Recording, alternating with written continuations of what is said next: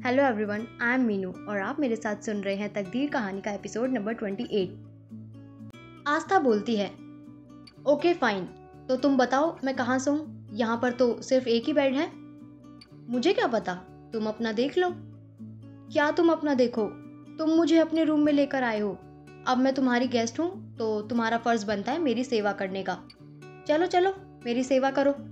समीर उसे ऊपर से नीचे देखता है और कहता है, मैं तुम्हारी सेवा करूं? हाँ, तुम्हें करनी होगी मेरी सेवा। ये कहकर वो बेड पर जाकर बैठ जाती है। यहाँ पर मैं सोऊंगी, मैं तुम्हारी गेस्ट जो हूँ। और तुमने कभी सुना नहीं है क्या, अतिथि देवो भव? इसलिए मैं यहीं बेड पर सोऊंगी। आस्था ने स्माइल करते हुए कहा। आस्था, मुझे गुस्सा मत दिलाओ। मैं गुस्सा दिलाऊंगी, क्या कर लोगे? आस्था, मेरे 3 गिनने से पहले ये तमाशा बंद कर दो, वरना क्या कर लोगे तुम?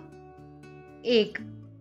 समीर के 2 बोलने से पहले आस्था बोली, 1 2 3 खत्म।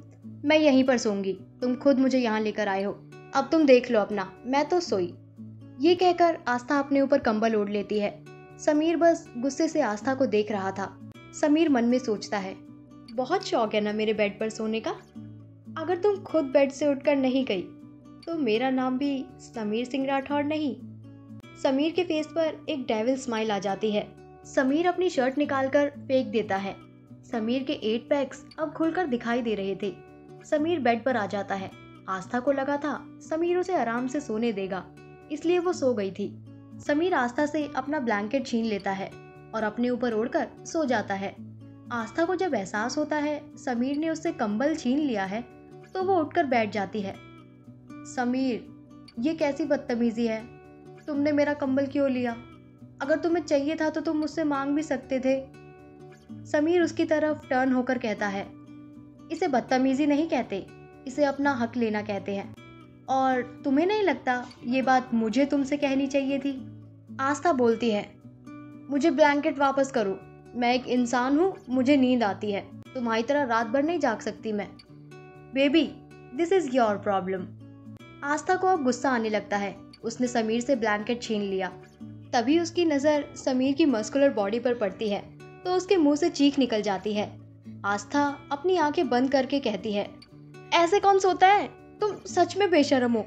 तुम्हें पता नहीं है क्या, जब एक लड़की कमरे में होती है तो ऐसे शर्टलेस होकर नहीं सोना चाहिए। और तुम्हें दिसंबर के महीने में कौन सी गर्मी लगी है? मैं ऐसे ही सोता हूँ। और क्या कहा? जब एक लड़की कमरे में हो तो ऐसे शर्टलेस होकर नहीं सोना चाहिए। आस्था, आप शायद भूल रही है, हमारे बीच में पहले ही सब कुछ हो चुका है, तो तुम्हें क्या दिक्कत है? और तुमने क्या कहा? बेशर्म। मैं कितना बेशर्म हूँ तुमसे बेहतर कौन जान सकता है?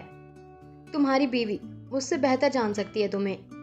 समीर को समझ में आने लगता है आस्था को अनन्या से जलन होने लगी है, इसलिए उसने सोचा क्यों ना आस्था को थोड़ा चिढ़ा लिया जाए।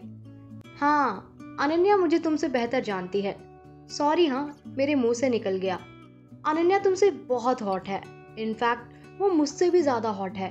तुमने सुना ही होगा, जिस कपल्स के बीच में बहुत प्यार होता है उनके बेबीज बहुत क्यूट होते हैं। जैसे हेजल को ही देख लो, हम दोनों के बीच में बहुत प्यार है, इसलिए तो हेजल क्यूट पैदा हुई।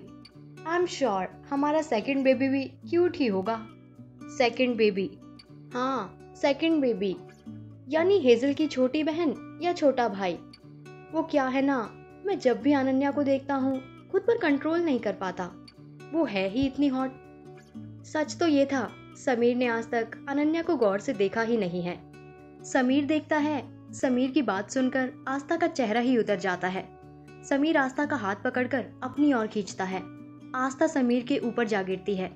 आस्था अपनी आंखें खोलकर समीर को देखती है। समीर भी उसे ही देख रहा था। बेबी, क्यों ना पुरानी यादों को ताज़ा किया जाए, क्या कहती हो? ये कहकर समीर आस्था को अपने नीचे कर लेता है। अब आस्था समीर के नीचे थी और समीर आस्था के ऊपर। आस्था कुछ बोलने को हुई, लेकिन उससे पहले ही समीर ने अपने होठ आस्था के होठों पर रख दिए। आगे कहानी में क्या होगा जानने के लिए सुनते रहिए कहानी के आने वाले एपिसोड्स। Thank you.